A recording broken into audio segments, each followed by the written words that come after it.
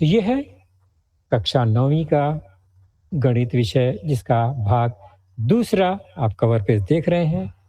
इस पुस्तक के अंतर्गत कुल मिलाकर 9 प्रकरण हैं, जिसमें हमारा प्रकरण 6 चल रहा है, उसी को हम आगे बढ़ाएंगे।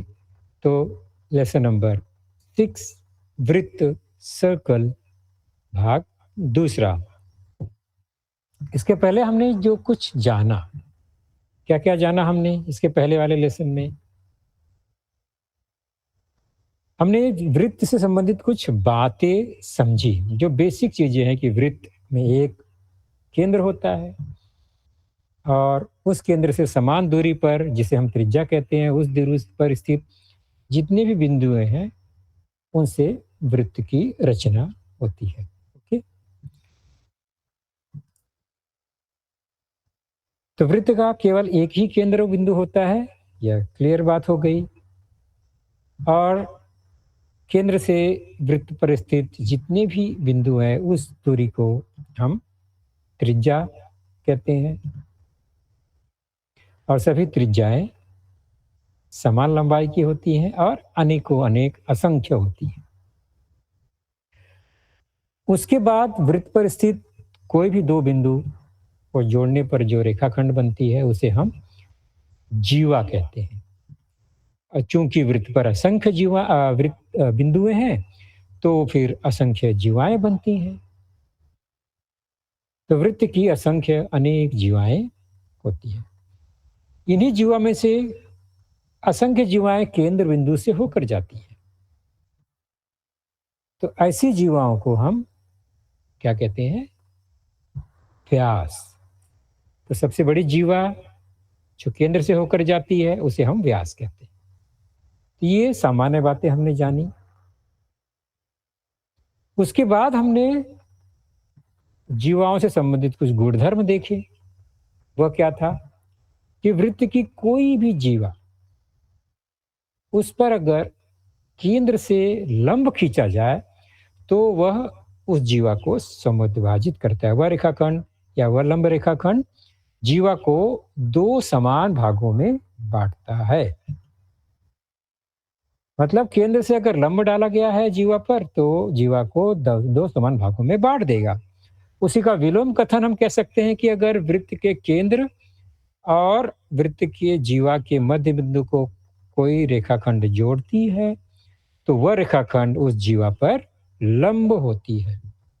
मध्य बिंदु को मिलाने वाला रेखाखंड जीवा पर लंब होती है, और लंब खींचा गया रेखाखंड जीवा को समद्विभाजित करता है। ये दोनों कथन का अर्थ है। उसके बाद हमने देखा सर्वांगसम जीवाओं के गुणधर्म।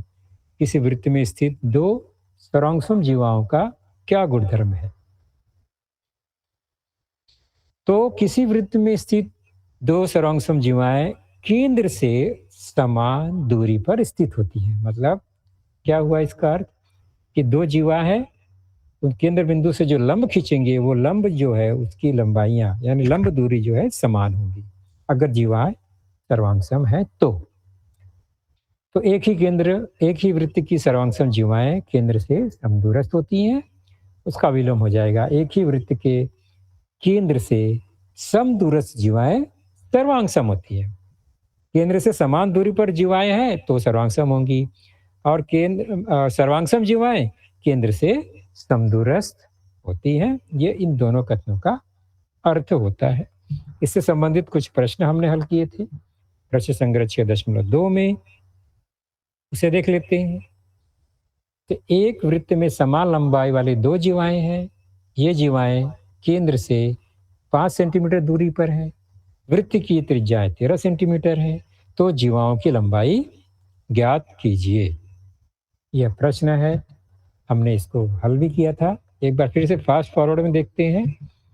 ये दो जीवाएं हैं, ए बी और सी डी, समान लंबाई वाली हैं, और केंद्र से लंब खींचा गया है एम और एन, जो जीवा को समान भागों में बांटेंगी।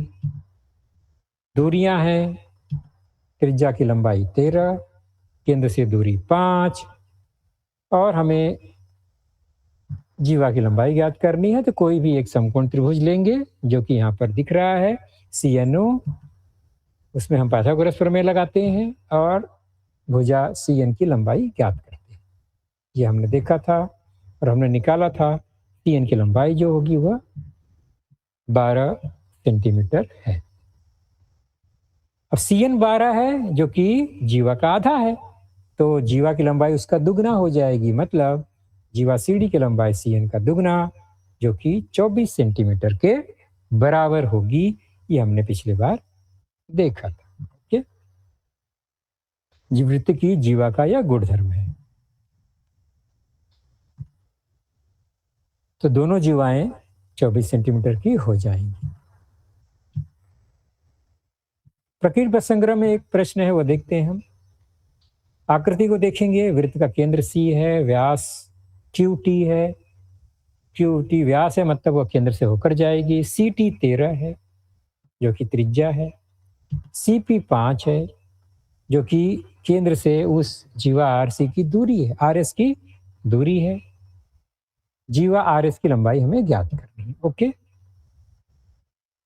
कोई प्रॉब्लम नहीं इसमें।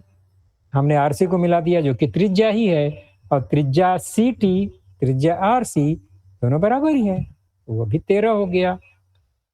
अब आ गया समकोण त्रिभुज RPC या CPR, पाइथागोरस का प्रमेय लगाएंगे।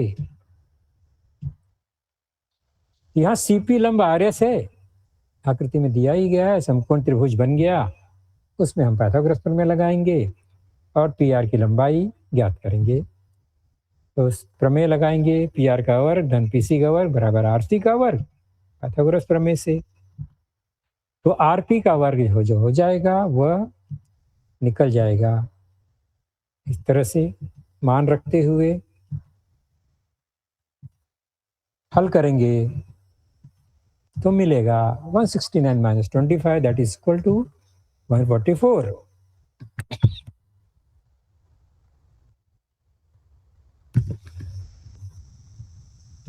तो PR जो है वो वर्गमूल निकालने पर मिल जाएगा, हो जाएगा 12।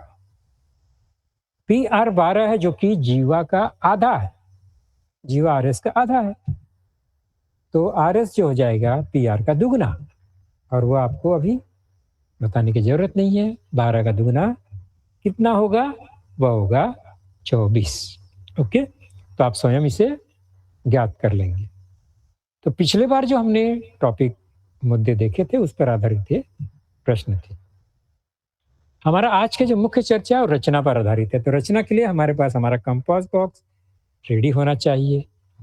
हमें दो रचनाएं देखनी है, एक है त्रिभुज का अंतर्वृत्त incircle of a triangle and त्रिभुज का परिवृत्त circumcircle of a triangle. दो रचनाएं हमें सीखनी है। ये त्रिभुज के अंदर, त्रिभुज के बाहर, यानी त्रिभुज से संबंधित रचना है। त्रिभुज को ध्यान में रखकर ये रचना की जाएगी। त्रिभुज की भुजाओं, त्रिभुज के कोण को ध्यान में रखकर रचना की जाएंगी। और रचना करनी हमें किसकी, वृत्त की रचना करनी। बनाना वृत्त है त्रिभुज को ध्यान में रखकर। सबसे पहले त्रिभुज का अंतर्वृत्त नाम से पता चलता है। अंतर्वृत्त मतलब त्रिभुज के अंतर्भाग में स्थित होगा। ओके, यह त्रिभुज है, आप देख रहे हैं, नाम दे देते हैं ABC। और इसके अंतर्भाग में कोई त्रिभुज होगा किस तरह का, जो कि तीनों भुजाओं को स्पर्श करता हुआ जाएगा। तीनों भुजाओं को स्पर्श करेगा, प्रतिच्छेदित नहीं करेगा। स्पर्श करेगा मतलब एक बिंदु पर प्रतिच्छेदित करेगा। तो ऐसा जो वृत्त है वो इन सर्कल या अंतर्वृत्त कहलाता है। त्रिभुज के तीनों भुजाओं को स्पर्श करने वाला वृत्त उस त्रिभुज का अंतर्वृत्त कहलाता है। क्लियर हो गया ये। और अंतर्वृत्त के केंद्र को एक स्पेशल वर्ड देते हैं, अंतः केंद्र। I से इसको दर्शाया जाता है। खास बात क्या है कि अगर हम वृत्त त्रिभुज के कोण को समद्विभाजित करें, त्रिभुज के तीनों कोण को समद्विभाजित करें, तो उसका जो समद्विभाजक है वह क्या होता है, किसी एक बिंदु से होकर गुजरता है। हम कहते हैं कि ये तीनों समद्विभाजक संगामी होते हैं। ओके, तो ये जो संगामन बिंदु है वो उसका सरकम सेंटर या अंतर्वृत्त का केंद्र है। तो अंतर्वृत्त का केंद्र, अंतः केंद्र जो है वो संगमन बिंदु भी है इन तीनों त्रिभुजों के समद्विभाजक, कोणों के समद्विभाजक का। यही गुणधर्म जो है ना, त्रिभुज के तीनों कोणों के समद्विभाजक उसके अंतः केंद्र पर संगामी होते हैं। इसी का उपयोग करके ही हम अंतर्वृत्त बनाएंगे। क्यों? क्योंकि अंतर्वृत्त बनाने के लिए हमें केंद्र तो चाहिए ना। आप गोलाप्रकार कहाँ रखोगे? तो केंद्र बिंदु कहाँ से पता चलेगा? संगमन बिंदु से। किसके संगमन बिंदु से? त्रिभुज के तीनों कोणों के समद्विभाजक के संगमन बिंदु से। तो अंतर्वृत्त की रचना करने के लिए हमें अंतः केंद्र पर संगामी जो बिंदु है वह हम देखेंगे। तो त्रिभुज के अंतर्वृत्त की रचना करने के लिए उसके कोणों के संगम समद्विभाजक के संगमन बिंदु पर विचार करना ही होगा। तो स्टेप बाय स्टेप शुरुआत करेंगे। परीक्षा की दृष्टि से क्या है? सबसे पहले क्या करेंगे? हम दिए गए मापों का एक त्रिभुज बनाएंगे। रफ, पहले रफ बनाएंगे फिर फेयर रचना करेंगे। तो एक त्रिभुज बनाना इंपॉर्टेंट है पहले, कि किस त्रिभुज में हमें यह वृत्त की रचना करनी है। फिर किसी भी दो कोणों का समद्विभाजक खींचेंगे। तीनों का खींचेंगे वेल एंड गुड, लेकिन दो से भी काम चल जाएगा अगर आपने परफेक्ट खींचा है तो। फिर ये जो समद्विभाजक है जिस बिंदु पर प्रतिच्छेदित करेंगे वही संगमन बिंदु हो जाएगा, उसको हम आई नाम देंगे। और आई से क्या करेंगे? किसी भी एक भुजा पर एक लंब खींच देंगे। किसी भी एक भुजा पर हम क्या करेंगे? एक लंब खींच देंगे। लंब खींचना हमें आता है, किसी भी रेखाखंड के बाह्य बिंदु से लंब खींचना। ओके, और वह जो लंब दूरी होगी भुजा से वही त्रिज्या मानकर हम अंतर्वृत्त की रचना कर देंगे। ओके, चलिए देखते हैं। प्रश्न संग्रह 6.3 86 पेज पर है आपके टेक्स्ट बुक में, उसको देखते हैं। प्रश्न है, त्रिभुज एबीसी के अंतर्वृत्त की रचना कीजिए। कोण बी का मान 100 है, बीसी भुजा 6.4 है और कोण सी जो है 50 है। देखिए, भुजा बीसी और बी और सी कोण दोनों तीनों माप दिए गए हैं, इसी से हमें रचना करनी है। पहले कच्ची आकृति बनाते हैं, रफ। ये कैसा दिखाई देगा? हम एक त्रिभुज बना लेते हैं, नाम दे देते हैं बीसी। भुजा बीसी 6.4 है, बी 100 है, सी 50 है। इस तरह से ये रचना होनी चाहिए। और उसी में फिर क्या होगा? इन दोनों कोण का समद्विभाजक करेंगे और हम लंब खींचकर अंतर्वृत्त बना देंगे। ये रफ आकृति है, मतलब इसको बनाने के लिए आप सिंपल पट्टी का इस्तेमाल करके हम बना सकते हैं। परफेक्ट मेजरमेंट की इसकी जरूरत नहीं है। इसको ध्यान में रखकर हमें ये कच्ची आकृति बनाने से क्या पता चलता है? हमें पता चलता है कि हमें शुरुआत कैसे करनी है, कौन सा आधार हमें पहले बनाना है, त्रिभुज की रचना कैसे करनी है। तो इससे हमें पता चल रहा है कि अगर हम पहले बीसी बना लेते हैं, माप भी बीसी का ही दिया गया है, तो भुजा बीसी की रचना करेंगे। ये अब फेयर डायग्राम बन रहा है हमारा, 0 से लेके 6.4। ये हमारी पहली रचना, भुजा बीसी नाम दे देंगे इसको। इसकी लंबाई भी हमें पता चल गई है, हमने बनाया ही है। अब बी पर कोण 100 लिखा गया है ना, वहां पर कोण भी 100 है, तो बी पर चांदा रखा हमने, कोण मापक 100 अंश कहाँ पर है? यहाँ पर है, निशान लगा दिया।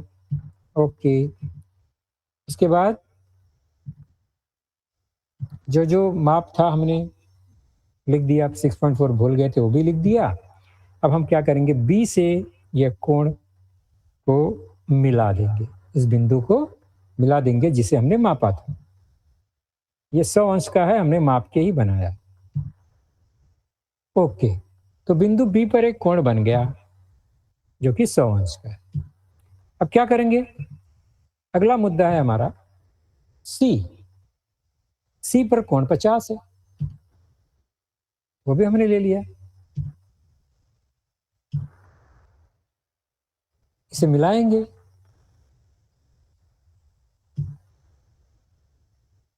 क्योंकि हमारी जो भुजा थी वो बी से जो हमने 100 अंश का कोण बनाया था, वो पहले ही हम बड़ा बना के रखेंगे क्योंकि हमें अंदाजा नहीं है कि ए कहाँ पर होगा।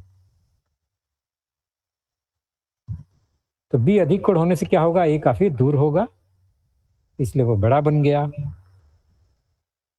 अब ये दोनों कोण बन गए, 50, 100 भी बन गया, 6.4 बन गया, हमारा अभीष्ट त्रिभुज बन गया, त्रिभुज ABC त्रिभुज बन गया है। अब हमें क्या करना है, परिवृत्त की रचना करनी है। तो पहला स्टेप है, किसी दो कोण का हम समद्विभाजक खींच लेते हैं। चलिए 100 का समद्विभाजक खींचते हैं। और कोण को समद्विभाजित करना हमने बहुत पहले से सीख कर रखा हुआ है।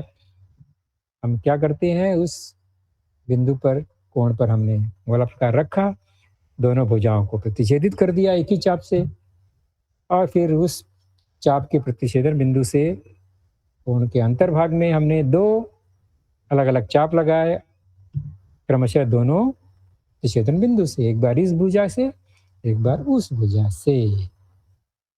यह प्रतिच्छेदन बिंदु हम देख लिया। ठीक उसी तरह दूसरा, अब गोलाकार हमने लिया ही है, तो दोनों कोण को हम क्या करते हैं, समद्विभाजित कर लेते हैं उसी तरह से। तो कोण सी को भी समद्विभाजित करने के लिए वही नियम, सी पर हम गोलाकार रखेंगे और चाप से हम प्रतिच्छेदन बिंदु खोजेंगे। बन गया।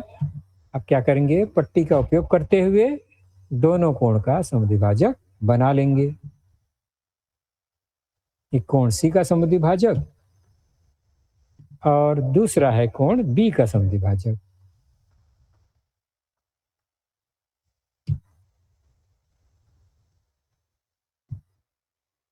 कोण बी का समद्विभाजक भी खींच लिया, और ये दोनों समद्विभाजक कहीं न कहीं प्रतिच्छेदित करेंगे और अंतर्भाग में ही प्रतिच्छेदित करेंगे। हमने ये गुणधर्म शुरू में देख लिया था। अब ये प्रतिच्छेदन बिंदु को हम क्या करेंगे, केंद्र मार्कर हम क्या करेंगे, अब किसी भी एक भुजा पर दो चाप लगाएंगे। क्या करने के लिए, लंब खींचने के लिए। हम दो चाप लगाते हैं, एक और ये दो। लंब खींचने के नियम आपको पता ही है। अब दूसरी ओर भी उसी माप से हम दो चाप लगाते हैं प्रतिच्छेदन बिंदु द्वारा। इस बिंदु से और हमारा जो हमने ऊपर संगमन बिंदु लिया या प्रतिच्छेदन बिंदु लिया है कोण विभाजक का, उसको मिला देंगे।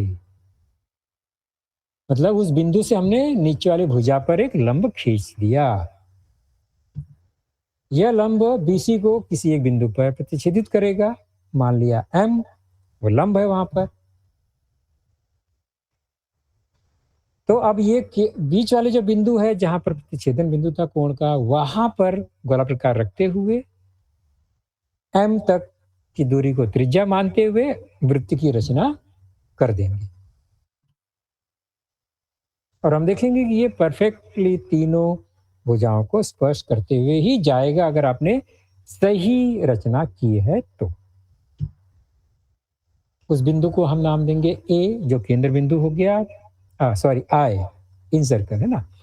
तो I और M जो है वो, IM जो है वो त्रिज्या हो गया, और यह जो वृत्त बन गया वह है अंतर वृत्त, त्रिभुज ABC का अंतर वृत्त, और I जो है वो अंतर केंद्र बन गया, और यही हमारी रचना है।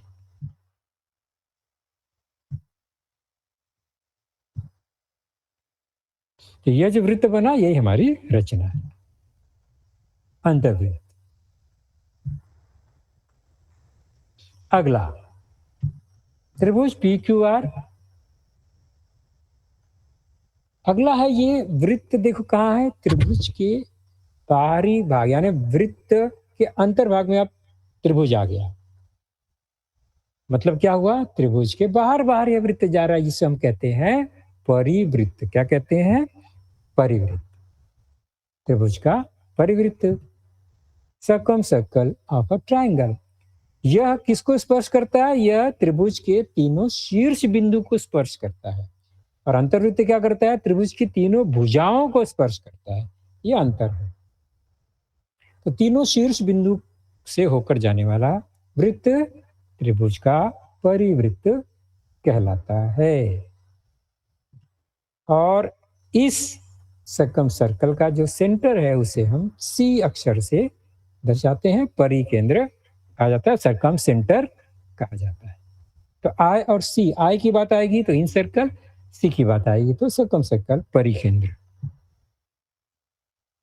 अब ये बिंदु मिलेगा कैसे? तो हम ये देखेंगे कि जो भुजाएं हैं उसका अगर समद्विभाजक खींचें, त्रिभुज की तीनों भुजाओं का लंब समद्विभाजक खींचते हैं तो वह संगामी होते हैं और बिंदु सी पर ही वो मिलते हैं। ओके, तो यह एक गुणधर्म हमें मिलता है कि त्रिभुज की भुजाओं के लंब समद्विभाजक उसके परिकेंद्र पर संगामी होते हैं। इसी गुणधर्म का उपयोग करके हम केंद्र का पता लगाते हैं और फिर वृत्त की रचना करते हैं। नियम सोपान पहले जैसे ही हैं। फर्क इतना है कि कोण को समद्विभाजित करने के बजाय हम भुजाओं को लंब समद्विभाजित करते हैं। तो स्टेप वही है, पहले हम त्रिभुज की रचना करेंगे, फिर दो भुजाओं को लंब समद्विभाजित करेंगे, लंब समद्विभाजक के प्रतिच्छेदन बिंदु को सी नाम देंगे और फिर सी से किसी शीर्ष बिंदु को मिला देंगे। सी से शीर्ष बिंदु को मिलाएंगे, वही त्रिज्या लेकर हम फिर वृत्त बनाएंगे। तो यहाँ पर हमें अलग से भुजा का लंब समद्विभाजक नहीं खींचना है त्रिज्या प्राप्त करने के लिए, हम शीर्ष बिंदु से डायरेक्टली मिला देंगे उसको। चलिए एक एग्जांपल लेते हैं, जल्दी समझ में आएगा। प्रश्न है, त्रिभुज डी ई एफ के परिवृत्त की रचना कीजिए जिसमें डी ई एफ दोनों भुजा बराबर है, 6 सेंटीमीटर है, कोण एफ 45 है। मतलब ये क्या है? ये समद्विबाहु त्रिभुज है। Okay, isosceles triangle. कच्ची आकृति कुछ इस तरह से होगी। ई एफ 6 सेंटीमीटर हमने बना लिया, एफ पर 45 अंश का कोण है और ई और डी जो है वो भी 6 सेंटीमीटर ही होगा। तो आकृति कुछ इस तरह से दिखाई दे रही है। क्योंकि समद्विबाहु त्रिभुज है, 45 अंश का न्यून कोण है, तो ये समकोण होगा, ये हमको आइडिया है, तो हमने समकोण बना लिया। क्योंकि 45 45 फिर 90 ही होगा वो। अब क्या करना है? दो भुजाओं को हम लंब समद्विभाजित कर लेते हैं। उनका जो प्रतिच्छेदन बिंदु है उसको सी नाम देते हैं। सी से शीर्ष बिंदु को मिलाकर एक त्रिज्या मानकर उस हम क्या करेंगे? परिवृत्त की रचना कर देंगे। स्टार्ट करें।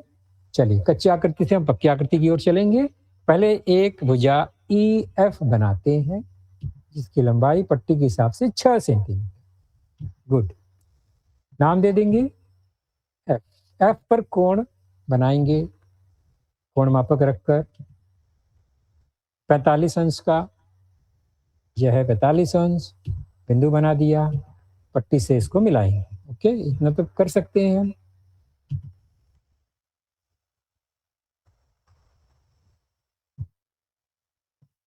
त्रिभुज की रचना हम सीख चुके हैं अलग अलग प्रकार की। अब तीसरा शीर्ष बिंदु है वो डी जो है कहाँ होगा? तो ई एफ के बराबर ई डी है, ये 45 है।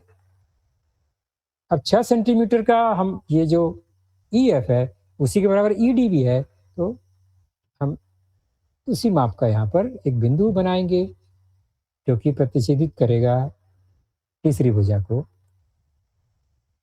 इसको मिला देंगे। 6 सेंटीमीटर चाप से बना है, तो इसलिए इसकी लंबाई भी 6 सेंटीमीटर हो जाएगी और बिंदु का नाम लिख देंगे डी। तो यह त्रिभुज बन गया, हमारा पहला काम हो गया। अब बनाना है परिवृत्त। तो पहला सोपान है भुजाओं को समद्विभाजित करना, लंब समद्विभाजक खींचना हमें आता है। एक भुजा लेते हैं, उसके आधे से ज़्यादा लंबाई लेकर उसके दोनों तरफ हम चाप लगा देते हैं, ई से एफ से। ई से चाप लगा, एफ से चाप लगा। अब ये दोनों चाप कहीं न कहीं प्रतिच्छेदित कर रहे हैं ऊपर और नीचे, इसको हम मिला देते हैं। डायरेक्टली इस तरह से भी हो जाएगा ये।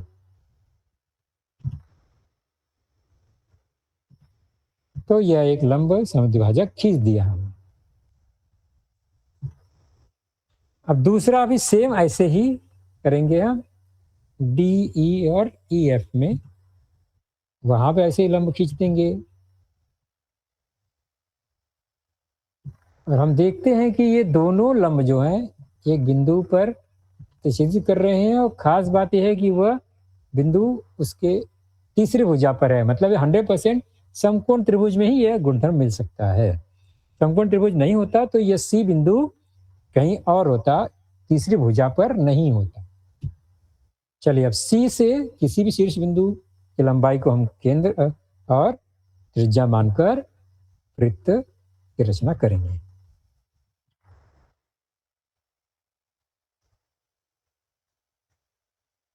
और देखिए, तीनों शीर्ष बिंदु से होकर यह वृत्त हमने खींच दिया। यही हमारा परिवृत्त हुआ।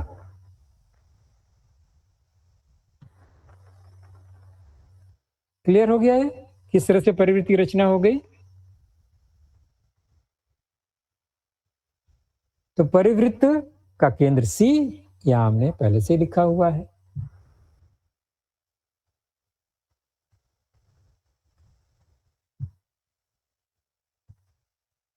तो आज हम बहुत लंबा यह चैप्टर नहीं करेंगे, रचना की बात थी, हमने एक एक रचना आपको बता दी। अब आप लोग क्या करेंगे, इसी का सहारा लेके बाकी रचनाएं करेंगे, क्योंकि इसमें ये दो ही तरह की रचनाएं हैं, या तो अंतर्वृत्त बनाना है या तो परिवृत्त बनाना है। तो इसमें केवल प्रैक्टिस ही करना है। मैंने सारे मेथड बता दिए। पूरा चैप्टर हमारा यहीं पर हम क्लोज करेंगे। ओके, तो पहले जो जानकारियां थी हमने पिछले लेसन में लिया, आज हमने रचना की बात की, वो हमने आज पूरा कर लिया। और रचना दो ही है, अंतर्वृत्त और परिवृत्त।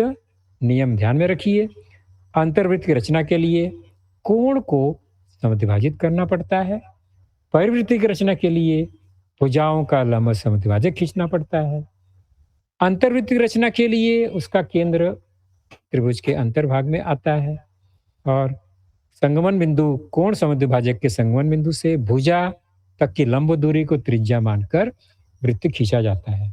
परिवृत्त में क्या होता है, उसके भुजाओं के लंब समद्विभाजक का संगमन बिंदु या प्रतिच्छेदन बिंदु, क्योंकि दो ही भुजा को करते हैं, उससे और त्रिभुज के शीर्ष बिंदु को मिलाने वाला रेखाखंड जो है वह त्रिज्या मानकर परिवृत्त की रचना की जाती है।